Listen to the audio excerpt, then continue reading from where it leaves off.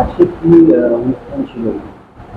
আমাদের আজকে এই শ্রাবণ মাস ব্যাপী তো প্রচুর যাত্রীরা আসেন। তো বাঙালিদের শ্রাবণ মাস প্রায় 10 দিন হলো আরম্ভ হয়ে গেছে। তো সেটা তো এখানে চলছেই। আর আমরা এই শ্রাবণ মাসের যে উৎসবটা করি, শ্রাবণ উৎসব নাম দিয়ে 108 শিব মন্দিরে, সেটা আমরা করি গুরু পূর্ণিমা থেকে রাখি পূর্ণিমা পর্যন্ত। গুরু পূর্ণিমায় শুরু হয় আর রাখি পূর্ণিমায় শেষ হয়। এই গুরু পূর্ণিমা উপলক্ষে আজকে এই মন্দিরের এই শ্রাবণ উৎসবের মেলাটা, আমাদের এই শ্রাবণ যেটা উৎসব পালন করা হবে এখানে, সেটা আজ থেকে আরম্ভ হয়ে গেল। তো যাত্রীদের ইতিমধ্যেই অনেক যাত্রী আসছে, তারা সব মানে যেমন শ্রাবণ মাসে জল ঢালা রীতি সেটা করছে। তো এই উপলক্ষে আজকে আমরা একটা বিশেষ একটা প্রজেক্ট হাতে নিয়েছিলাম। সেটা হচ্ছে যে আমাদের মন্দিরের বাইরে যে পুকুরটা আছে, এই পুকুরটা পুরোটা একটা সংস্কার করা, চারিপাশটা বাঁধানো, আর পাশে একটা স্টিল নেট দিয়ে এটাকে ঘেরা, এবং একটা পাশে একটা পুরো দেওয়াল আমরা করে রেখেছিলাম। ওইদিকে একটা বাড়ির একটা অংশ, আমাদের ট্রাস্টেরই বাড়ি ওটা, সেটা উল্টো দিকে আছে রাস্তার উপরে।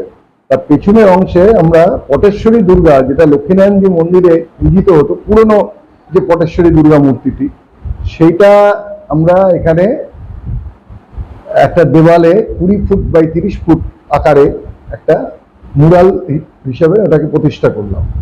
আর তার সামনে একটা 3টে মহিষাসুরের মাথা দিয়ে, তার উপরে একটা ত্রিশূল দিয়ে, তিনি বিনাশী বলে একটা স্থাপত্য, এবং সেটা ফোয়ারা স্থাপত্য একটা। তো এটা মন্দিরে আমরা করলাম। এবারে মন্দিরে তো লোকে পুজো করতে আসে, সেটা ঠিক আছে, কিন্তু এটা তো পর্যটকদের এখন একটা দর্শনীয় স্থান। বর্তমানে 108 মন্দির তো হয়ে আস্তে আস্তে উঠেইছে। তো সেটাকে, এই জিনিসগুলো আরো বেশি এটা আকর্ষণ করবে লোককে, এবং এটা যাতে আমরা খুব মানে ভালোভাবে এটা আরেকটু সিগনিফিকেন্ট আমাদের কাছে। তার কারণে এখানে যে মন্দিরের প্রতিষ্ঠা করেছিলেন বিষ্ণু কুমারী, ইতিহাস ঘেঁটে দেখা যাচ্ছে এই বিষ্ণু কুমারী কিন্তু এই পটদুর্গার পুজো এই লক্ষ্মীনারায়ণজি মন্দিরে শুরু করেছিলেন। তো সেই হিসাবে এটা আরেকটা আমাদের দিক থেকে গুরুত্বপূর্ণ। আর আরেকটা হচ্ছে যে উদয়চাঁদের আমলে এই আমাদের যে শিল্পী পূর্ণেন্দু দে, তার বাবা হরিহর দে, এবং তার বাবা যে তার দাদা হরিনারায়ণ দে, এবং এদের বংশ পরম্পরাক্রমে এরা ওই পটেশ্বরী দুর্গা রং করত। তো এখন যে পটেশ্বরী দুর্গাটা, যেটা কাঠের একটা স্ট্রাকচারের উপরে আছে, এইটা ঠিক পটেরটা নয়, এটা পুনয় চাঁদ করিয়েছিলেন। কিন্তু উদয় চাঁদের আমলে যে মূর্তিটা ছিল পটেশ্বরী, সেটাই আমরা এখানে করেছি। তো ভোলানন্দগিরি আশ্রমের সভাপতি স্বামী তেজস্বানন্দ মহারাজ, এবং সারদা মিশনের স্বামী দুর্গেশানন্দ সন্তু মহারাজ, এরা সবাই এসেছিলেন। এবং এই আমাদের এই মন্দিরে যিনি মানে অন্যতম একজন পৃষ্ঠপোষক, শ্রী মহেশ আগরওয়াল, উনিও এসেছিলেন। তো এই উপলক্ষে আমরা আজকে দুটো আরো প্রজেক্ট হাতে নিলাম। সেটা হচ্ছে যে আমাদের মন্দিরের যে মাঝে যে বসার জায়গাটা আছে, ওখানে যে মঞ্চটা আছে, তার উপরে আমরা এই স্ক্রিনটা, আজকে যেটা দেখানো হচ্ছে এটা তো জাস্ট একটা, আজকে ওরা আমাদের মানে যে কোম্পানি থেকে আমরা কিনছি, তারা একটা এখানে দেখাচ্ছে কি রকম দেখতে লাগবে, আমরা আজকে দেখে নিলাম। তো আজকেই আমরা ফাইনালাইজ করে নিলাম 23শে আগস্ট আমরা এই স্ক্রিনটা পার্মানেন্টলি মন্দিরে প্রতিষ্ঠা করছি। আর আমাদের মন্দিরের এই দোতলার এই ছাদে আমরা একটা 20 kilowatt solar project on grid, মানে ওখান থেকে যে সোলার সৌর বিদ্যুৎটা উৎপাদন হবে, সেটা অন গ্রিড ওখান থেকে চলে যাবে মানে ইলেকট্রিসিটি বোর্ডের গ্রিডে। তো এই প্রজেক্টটারও আজকে আমরা উদ্বোধন, মানে শুভ সূচনা করলাম, কিন্তু এগুলো করতে অনেক কম সময় লাগে। 23শে আগস্ট আমাদের এই সব প্রকল্পের আরো দুটো উদ্বোধন হবে। সেই সময় আমি আবার তোমাদের বলবো, তো তোমরা তখন এসে এটা দেখতে পারবে। আর এই উপলক্ষে আমাদের আজকে একটু ভোগ প্রসাদ, একটা সকালে রুদ্রযজ্ঞ হয়, রুদ্রযজ্ঞটা শেষ হয়ে গেল, রুদ্রযজ্ঞ শেষে আমাদের একটু ভোগ প্রসাদ বিতরণ হয়। মানে বিতরণ মানে আমাদের যারা আসে তারা বসে খায়। তো তারা আজকে এখানে সব একসাথে আমরা সমবেত হলাম, সবাই মিলে ভোগ প্রসাদ গ্রহণ করলাম।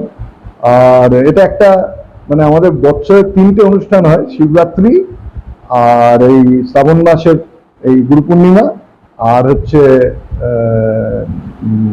রাস পূর্ণিমা, যেটা আমাদের মন্দিরের প্রতিষ্ঠা দিবস। এই 3টে মূল অনুষ্ঠান এই মন্দিরে পালিত হয়। তো আজকে এই অনুষ্ঠানটা হয়ে গেল।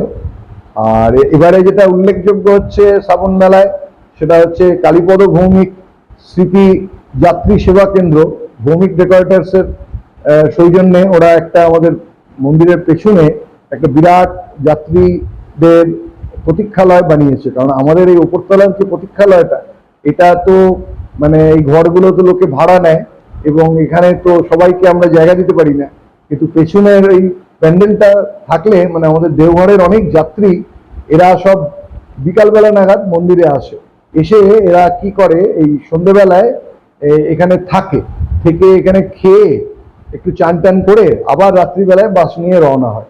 এতদিন এটা আমাদের মন্দিরের সামনে এই জিনিসটা করতে হতো, কিন্তু এখন যেহেতু এই একটা প্রায় 200 জন বসার একটা ব্যবস্থা হয়ে গেল, প্লাস ওখানে জামা কাপড় ছাড়ার টিয়ে এগুলো সমস্ত ব্যবস্থা আছে, তো সেক্ষেত্রে তো আমাদের অনেক সুবিধা হবে। এটা একটা বড় কাজ এবারে হলো, এটা প্রতি বছরই হবে। তো কালীপদ ভৌমিক স্মৃতি সেবা কেন্দ্র এটা স্থাপিত হলো, এটা একটা বড় কাজ। আর এইভাবে মন্দিরের উন্নয়ন চলছে। আমার নাম হচ্ছে গৌতম তা, আমি হচ্ছি এই যুগ্ম সম্পাদক এই ট্রাস্টের। আমাদের যে ট্রাস্ট বর্ধমান 180 মন্দির ট্রাস্ট, যারা এই মন্দির পরিচালনা করে এবং পুরো রক্ষণাবেক্ষণ করে, আমি তার যুগ্ম সম্পাদক। রাই সেরিমোনিয়াল হাউস বর্ধমানের শাঁখারীপুকুর এলাকায় বরফকলের ঠিক বিপরীতে। এখানে মধ্যবিত্ত থেকে শুরু করে সমস্ত মানুষের সাধ্যের মধ্যেই রয়েছে রাই সেরিমোনিয়াল হাউসের সুযোগ সুবিধা। এসি থেকে শুরু করে নন এসি, যেমন চাইবেন তেমনই পাবেন। একেবারে সুসজ্জিত ও পরিষ্কার পরিচ্ছন্ন একটি সুন্দর অনুষ্ঠান বাড়ি। এখানে রয়েছে এসি, নন এসি, নটি রুম, রয়েছে আন্ডারগ্রাউন্ড গাড়ি পার্কিং এর সুবিধা। অতএব আপনাদের যে কোনো অনুষ্ঠানের জন্য আজই বুক করে ফেলুন রাই সেরিমোনিয়াল হাউস। মনে রাখবেন, রাই সেরিমোনিয়াল হাউস বর্ধমানের শাঁখারীপুকুর এলাকায় বরফকলের ঠিক। আমার গ্যারেন্টি, খেয়ে দেখুন রাজনন্দিনী প্রিমিয়াম মিনিকেট রাইস, বাংলার নিজের চাল। রাজনন্দিনী মিনিকেট রাইস। আজকে এসেছেন, কিরম লাগছে? না না, আমি কি বলবো, আজকে দিনে এসেছেন, কিরম লাগলো? আজ আমরা এখানে উপস্থিত হয়েছি বর্ধমানের প্রাচীন ঐতিহ্য আমাদের 108 শিব মন্দির, নবাবহাটস্থিত 108 শিব মন্দির প্রাঙ্গণে। আমরা শুনেছি, জেনেছি যে ধর্ম রক্ষতি রক্ষিত, ধর্মকে যে রক্ষা করে ধর্ম তাকেই রক্ষা করে থাকে। ধর্ম রক্ষা কেমন করে করব? ছোট ছোট মুঠো মুঠো দুটো হাতে না, ধর্মের যে অনুশাসন বিধি, সনাতন ধর্মের যে অনুশাসন বিধিকে মান্যতা দেওয়া মানেই ধর্মকে রক্ষা করা। ধর্মীয় প্রতিষ্ঠানগুলিকে নিরাপদ রাখা, সুশৃঙ্খল রাখা, সুন্দর করে রাখা, তার মধ্যে মানুষে এসে যেন তাদের ভক্তি প্রাণের শ্রদ্ধাকে নিবেদন করতে পারে এমন ব্যবস্থা করে রাখা, এভাবেই তো ধর্ম রক্ষা হতে পারে। তাই সেই জন্য দীর্ঘদিন ধরে এই 108 শিব মন্দির দূর দূর থেকে, বাংলা কেবল না, ভারতবর্ষের বিভিন্ন প্রান্ত থেকে বারে বারে কত শত ধর্ম পিপাসু দল, তীর্থযাত্রীর দলেরা এই জায়গার, এই স্থানের মাহাত্ম্যকে স্মরণ করে এখানে দর্শন করতে আসে। বিশেষত শ্রাবণ মাসে, শ্রাবণ মাসের উৎসবটা এখানে পালিত হয়ে থাকে। গুরু পূর্ণিমার দিন থেকে রাখি পূর্ণিমা পর্যন্ত বিশেষভাবে এখানে হয়ে থাকে। আজকে সেই গুরু পূর্ণিমার পূর্ণ লগ্নে ভগবান আদি গুরু বেদব্যাস, মহর্ষি কৃষ্ণ বেদব্যাসের আবির্ভাব তিথি, জন্মতিথি আজকের এই শুভ দিনটিতে।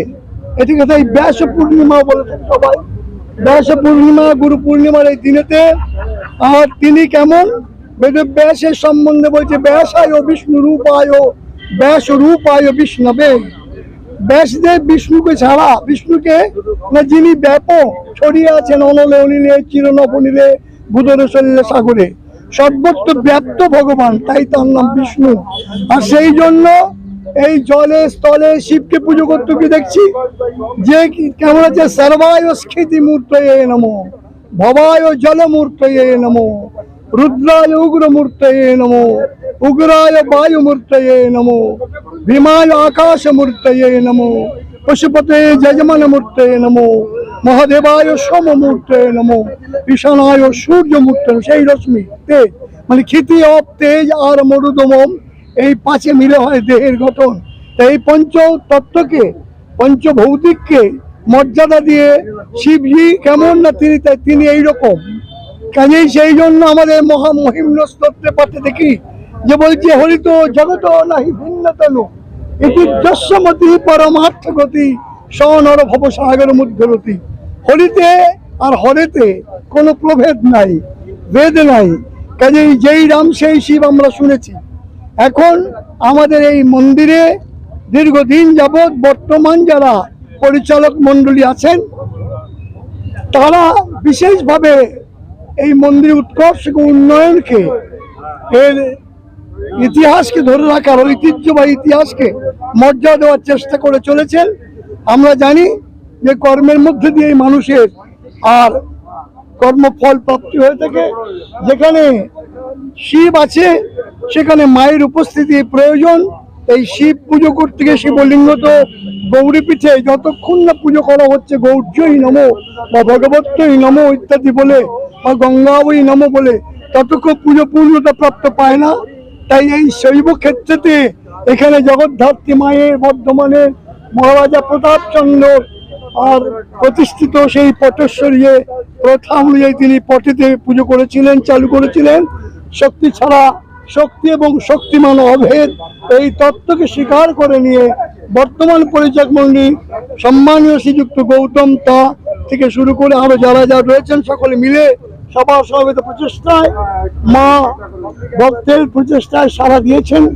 তাই আমরা এখানে আবার সেই পটেশ্বরী মূর্তিটি বিবর্ণ প্রায় নষ্ট হয়ে যাচ্ছিল, তারই একটা প্রতিকৃতিকে নিয়ে বর্ধমানের আর ঐতিহ্য শিল্পী প্রয়াত হরিহর দে, তারই সুযোগ্য সন্তান, কি নাম গো গৌতম বাবু? হরিহর দে ছেলেটার নাম আমরা একটু একটা ফটো তুলে নেবো। হ্যাঁ, না হরিহর দে ছেলেটার নাম কি? যে আচ্ছা আচ্ছা, শ্রীমান পূর্ণেন্দু দে। আর সে এই তার শিল্পী জগতের আর এত সুন্দর ভাবে তিনি এই মায়ের পটেশ্বরী মাকে বহু বাধা বিঘ্ন রেখেছেন। ছাত্র তৈরি হয়েছে। অরূপ বাবা, সেমনি করো। এই যে চিত্রকে ধরে রাখার প্রচেষ্টা হয়েছে, বহু বাধা বিঘ্নকে অতিক্রম করে সুদূর গোলাগিরি হরিদ্বারের আশ্রমের মুখ্য আশ্রমের বর্তমান সেবাই ব্রহ্মস্বর শিব ঠাকুর আর সভাপতি পদে আছি। কিন্তু যখনই আমার কাছে দেখেছি আমি এমন মজা, এটা প্রাণের স্থানে এমন একটা টান, ঠিক সেই সময় কিভাবে আমি উপস্থিত হতে পারি।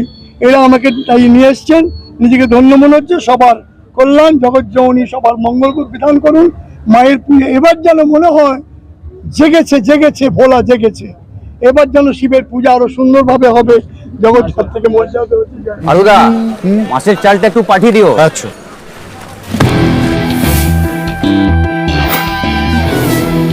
বাঁশকাঠি না মিনিকেট? মিনিকেটই তো নি দাদা, তবে আগের মাসেরটা একদম ভালো ছিল না। আরো হ্যাঁ দাদা, এ মাসে ওনাকে রাজনন্দিনী প্রিমিয়াম মিনিকেটটা পাঠিয়ে দিবি। ঠিক আছে দাদা। দাদা, এটা ভালো হবে তো?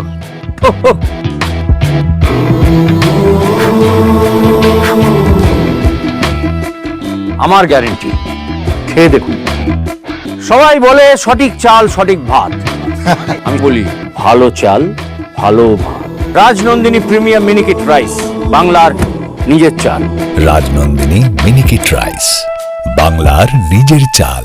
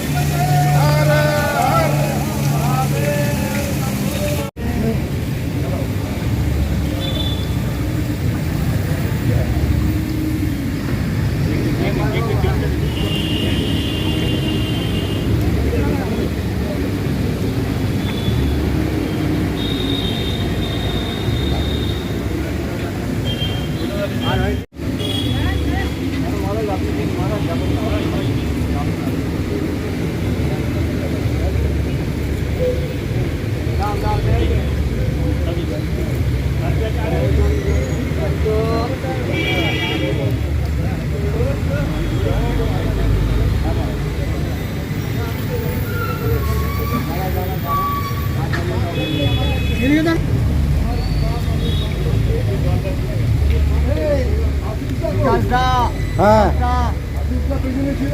চলে গেছে, না এখনই ছিল, কোথায় গেল?